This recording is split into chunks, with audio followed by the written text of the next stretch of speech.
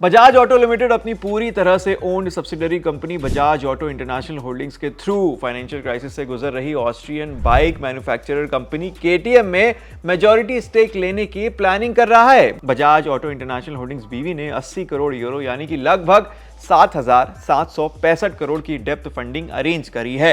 Bajaj auto ने Thursday को एक स्टेटमेंट में कहा कि स्टेप के बाद और जरूरी अप्रूवल्स मिलने के बाद बजाज ग्लोबल केटीएम में एक माइनॉरिटी इन्वेस्टर से मेजॉरिटी स्टेक होल्डर बन जाएगी। कंपनी ने कहा कि वो जॉइंट डेवलपमेंट प्रोग्राम के अंडर भारत के बाहर ऑपरेट हो रहे केटीएम बिजनेस को ग्रो करती रहेगी। इस प्रोग्राम के तहत केटीएम इंडिया में ग्रोथ, मैन्युफैक्चरिंग और सेल्स के साथ साथ अपने नेटवर्क के जरिए 80 देशों में एक्सपोर्ट भी करती है। स्टेटमेंट में कहा गया कि बजाज ऑटो इंटरनेशनल होल्डिंग्स बीवी ने ऑस्ट्रिया के कॉम्पिटेंट कोर्ट की अप्रूवल से केटीएम के डेप्थ रिकंस्ट्रक्शन को आगे बढ़ाने के लिए लेंडर्स को अग्रीड कोटा का पेमेंट करके केटीएम के बिजनेस कंटिन्यूटी को इंश्योर करने के लिए 80 करोड़ यूरो की डेप्थ फंडिंग अरेंज की है। साथ ही कंपनी के ऑपरेशंस और वर्किंग कैपिटल साइकिल को रिवाइव करने के लिए कैपिटल इन्वेस्ट किया गया है।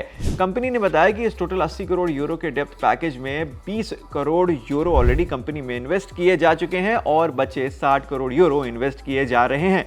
स्टेटमेंट में यह भी कहा गया है कि ओनरशिप लेने के स्टेप अप्रूवल्स के अंडर और क्रिटिकल स्टेज पर लिक्विडिटी प्रोवाइड करके लोन रिड्यूस करने की डबल स्ट्रैटेजी के थ्रू बजाज ऑटो अब केटीएम के फ्यूचर को शेप देने में एक मेजर रोल में आ गया है।